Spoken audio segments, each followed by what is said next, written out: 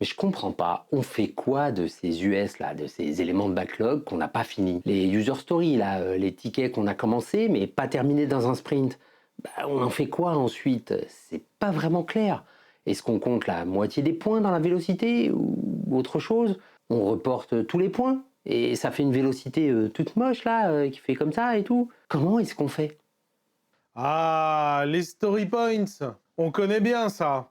Si toi aussi, tu rencontres ce type de problème, eh ben, reste bien avec nous, parce que là, on va répondre à toutes ces questions et bien plus. Je dirais même plus, si tu rencontres ce type de problème, bah, viens sur le forum de Scrum Life pour en parler. Oui, et justement, cette question, ce sujet, eh ben, il nous vient du forum de Scrum Life. Elle a été posée par Jean-Paul. Merci Jean-Paul de l'avoir posée. Dis-moi JP, tu peux nous en dire un peu plus à propos du forum?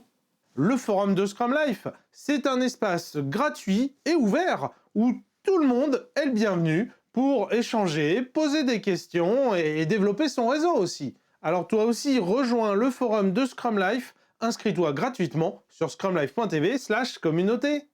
Avant d'aller plus loin dans cette vidéo et de répondre à la question à proprement parler, ça nous semble important de mettre au clair un point en particulier. Quand un sujet n'est pas terminé pendant le sprint, il n'est pas automatiquement reversé dans le sprint suivant. Ça te surprend? C'est peut-être tout l'inverse de ce que tu as toujours fait? De ce qu'on t'a dit? Ça te semble n'avoir aucun sens peut-être? Eh bien, c'est normal que ça ne te semble pas naturel, car justement, cette consigne, cette manière de faire va à l'opposé de ce qu'on imagine spontanément, naturellement. Et ça porte un nom bien précis, le biais des coûts irrécupérables. En gros, quand on a commencé à investir dans quelque chose, eh bien, on a envie, on va vouloir aller jusqu'au bout ou en profiter. Et ça, même si c'était une mauvaise idée. On en avait parlé dans une précédente vidéo d'ailleurs, hein. Dans cette vidéo, on explique ce que c'est que ce biais des coûts irrécupérables et aussi comment il se manifeste partout dans notre quotidien professionnel. Pour combattre ce biais, Scrum, c'est vraiment un excellent outil. Au travers de la sprint review, on remet en question le sens de ce qu'on est en train de faire, on fait le point sur ce qu'on a appris pour essayer de prendre un point de vue objectif et réorienter le travail de l'équipe si besoin. Et au travers de la sprint planning, on se pose la question des objectifs qu'on veut atteindre et on se demande quel est le meilleur moyen d'atteindre ces objectifs. Et tout ça, justement, en faisant très attention à ne surtout pas passer par la case. D'abord, on va commencer par terminer ce qu'on a commencé. Non, non, non. On se pose bien la question des objectifs qu'on veut atteindre. Et ce n'est pas tout. En Scrum, il y a une autre raison pour laquelle on ne reverse pas automatiquement dans le sprint suivant un sujet qui n'est pas terminé. Cette autre raison, c'est le fonctionnement par objectif, le sprint goal. C'est-à-dire que ce qui compte n'est pas le détail des US, du backlog de sprint, mais c'est l'atteinte du sprint goal, le but qu'on avait en faisant ce sprint. Concrètement, si on revient sur le sujet de savoir ce qu'on fait d'un sujet qui n'est pas terminé pendant le sprint, la question la plus importante n'est pas de savoir ce qu'on fait de ce sujet, mais bien est-ce qu'on a atteint l'objectif du sprint. Là, attention, hein, clairement, si tu te poses pas du tout cette question de est-ce qu'on a atteint l'objectif du sprint, c'est sûrement que toi ou ton équipe, tu restes coincé en mode dépiler un backlog. Et tu passes alors sûrement à côté de tout ce que Scrum peut t'apporter. Donc, que devrait-on faire de ce sujet ou de cette US qui n'est pas terminé? Eh bien, si tu as atteint l'objectif du sprint, alors on s'en fiche. Oui, on s'en fiche qu'une US ne soit pas terminée vu que l'objectif est atteint. Ce qui veut donc dire que cet élément, l'US, n'était pas nécessaire à atteindre l'objectif. On la laisse tomber quoi. Si par contre tu n'as pas atteint l'objectif du sprint, alors tu dois te demander si ça vaut le coup de continuer à essayer de l'atteindre. Et dans ce cas, on peut se poser la question de la pertinence ou pas de terminer cette US. Mais attention quand même, hein, dans ce cas, au biais des coûts irrécupérables qu'on vient d'évoquer. Fais attention à ne pas chercher à terminer l'US juste parce qu'on l'a commencé, mais bien parce que c'est la bonne chose à faire. Bon, on fait quoi là des éléments en cours? Enfin, plus précisément, qu'est-ce qu'on fait de leurs story points? C'est-à-dire, qu'est-ce qu'on fait de leur estimation? Là, cette dernière question, elle est en lien direct avec la notion de vélocité. Ouais, parce que concrètement, si tu n'utilises pas l'outil de vélocité, alors cette question de savoir ce qu'on fait des story points, ça a juste aucun sens. Donc je te propose qu'on commence par un rapide rappel de qu'est-ce que c'est que la vélocité. On en a parlé au début de la chaîne, tu peux d'ailleurs tout à fait consulter la vidéo qui est toujours en ligne et qui est toujours d'actualité, où justement on fait un tour d'horizon complet de l'outil. En 2 mots, rapidement, la vélocité, ça consiste à mesurer quel volume de travail l'équipe a produit à chaque sprint. Puis ensuite, on va en faire une moyenne dans la durée, ce qui permet ensuite de faire des projections sur l'avenir. Ça permet de voir combien de sprints il faudrait à la louche pour terminer tel ou tel sujet. Et en général, dans les équipes qui utilisent la vélocité, on utilise aussi les story points, qui sont une unité abstraite pour estimer. Ce qu'on appelle couramment les estimations agiles, les estimations relatives, les estimations avec des story points, ça aussi, on en a déjà parlé dans le détail au début de la chaîne. Là encore, tu peux consulter la vidéo sur le sujet qui est toujours d'actualité si tu utilises cette approche des estimations. Bref, quand on est en fin de sprint, on additionne l'estimation en story points de chacun des éléments qu'on a terminés et ça donne la vélocité pour ce sprint. Après, on fait ça à chaque sprint, puis on fait la moyenne sur plusieurs sprints et voilà, on a notre vélocité qu'on peut utiliser pour faire des projections. Attends, on rembobine un peu là. On ne compte que ce qui est terminé. On fait quoi de ce qui n'est pas terminé? C'est justement ça la question du jour. Qu'est-ce qu'on fait de ce qui n'est pas terminé? Est-ce qu'on compte les points ou pas, etc. Et la réponse, elle est très simple. Si c'est pas terminé pendant le sprint, si c'est pas done, si ça n'atteint pas les critères du definition of done, alors on compte pas. On compte pas la user story, l'élément de backlog. Si c'est pas terminé, ça vaut 0 point, c'est tout. D'accord, mais ensuite, on fait comment dans les sprints suivants, quand on termine ce qu'on a commencé dans un précédent sprint? On compte alors tous les points de ce qu'on vient de finir, peu importe qu'on l'ait démarré pendant un sprint précédent ou non. Ok, mais la vélocité va ressembler à rien, non? Alors oui et non. En fait, c'est vraiment ok que la vélocité, elle ressemble à ça. C'est ce qu'on veut, c'est ce qu'on veut. On vient d'expliquer ce que c'était la vélocité. Et ce qui compte, c'est de faire une moyenne sur plusieurs sprints. Donc en soi, compter l'ensemble des points sur un sprint ultérieur, c'est pas bien gênant. En moyenne, le sprint où se termine le travail et où on compte tous les points, il va s'équilibrer avec le sprint où on a commencé le travail et où on a compté 0 point. Maintenant, c'est vrai, ça va potentiellement faire un diagramme de vélocité en dents de scie. En fait, c'est très bien ça. C'est très très bien d'avoir ces dents de scie. Parce que ça montre exactement le problème de l'équipe.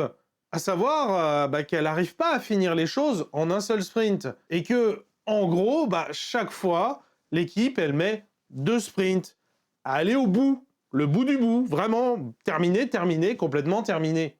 Faisons un petit écart par rapport au déroulé de la vidéo.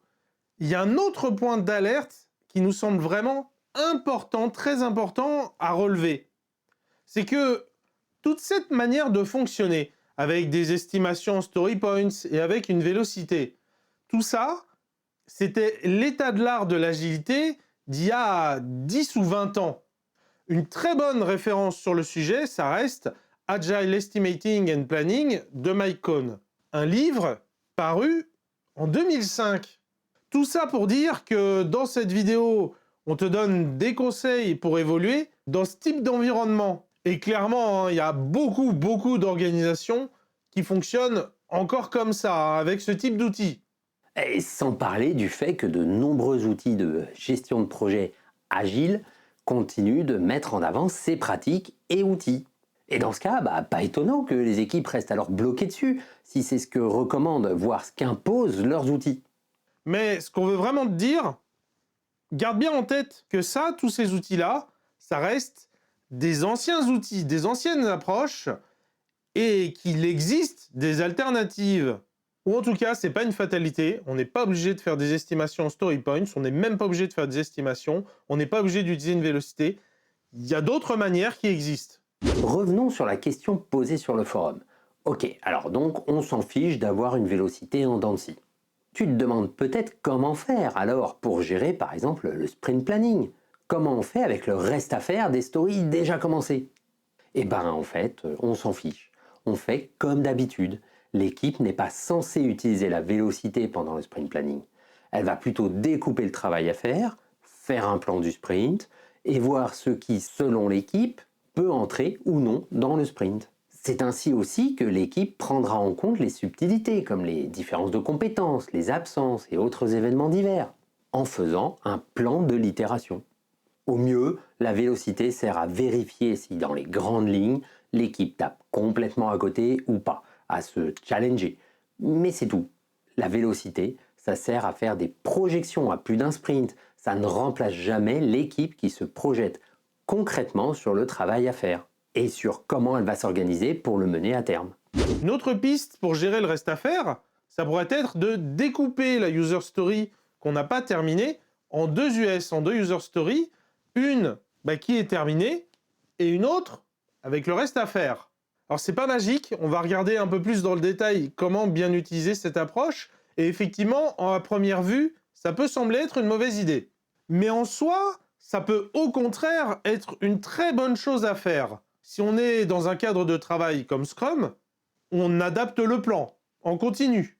On pourrait donc totalement découper une user story et ainsi avoir des points dans le sprint qu'on finit, plus un reste à faire dans la nouvelle US. Mais attention à ne pas le faire a posteriori.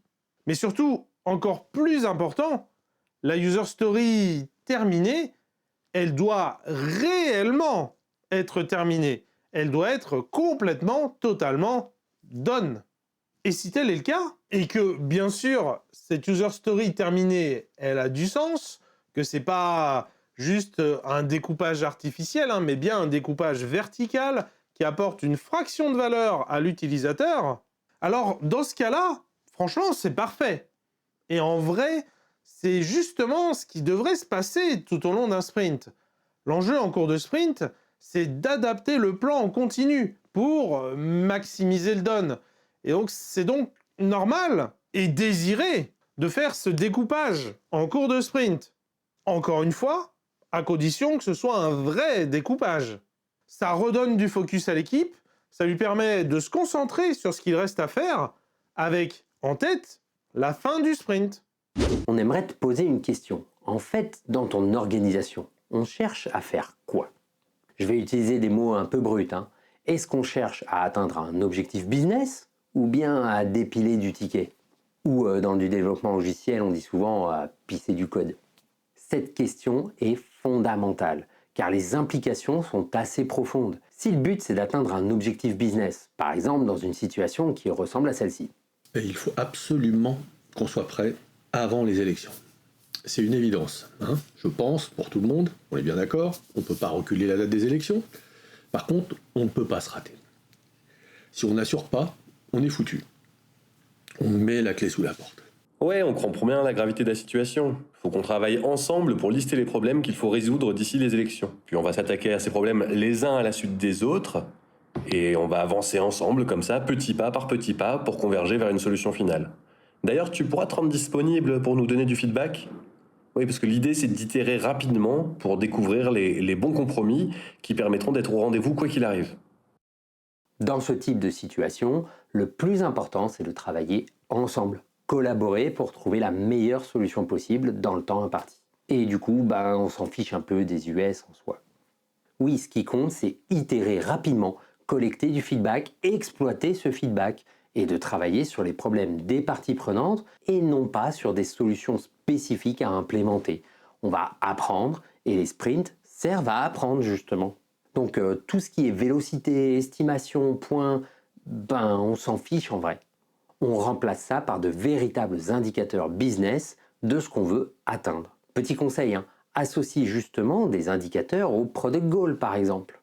Définis une boussole qui permettra à l'équipe de savoir si elle s'approche ou si elle s'éloigne de l'atteinte de son product goal. C'est cette boussole qui permettra à l'équipe de déterminer si elle a suffisamment atteint son product goal avant de pouvoir passer à un suivant. Et surtout, suis ces indicateurs-là au quotidien, toi et toute l'équipe, car c'est bien ça qui compte, plutôt qu'une vélocité qui ne veut pas vraiment dire grand-chose en fait. Si par contre, le but c'est de dépiler du ticket, pardonnez-moi l'expression, hein, on l'a tous entendu et on visualise bien ce que c'est, hein. Une équipe qui dépile du ticket, ça arrive, hein, on en croise souvent des équipes comme ça. Et ben, cette fois, la situation, elle ressemble plutôt à celle-là. Voilà toutes les choses à faire. Je vous laisse estimer tout ça et noter dans le doc. Hein, il faut qu'on ait fini le projet dans 6 mois. Ok, attends une seconde. Qu'est-ce qu'on a comme marge de manœuvre pour s'assurer qu'on finisse le projet dans les 6 mois? Ah, mais de toute façon, il faut tout faire. Et ben là, par contre, dans ce type de situation où justement on est en mode on dépile du ticket, et ben là, l'équipe, elle ferait peut-être mieux d'abandonner Scrum, d'abandonner les sprints, d'abandonner les itérations, d'abandonner l'agilité peut-être même. Juste d'être en mode on se met au boulot et on avance, quoi. De toute façon, il faut tout faire. Parce que dans ce type de contexte, la notion d'itération, au mieux, elle est artificielle, quand elle n'est pas carrément toxique. Dans ce type de situation, les sprints, la vélocité, les estimations, les points, tout ça, ça sert surtout à mettre la pression.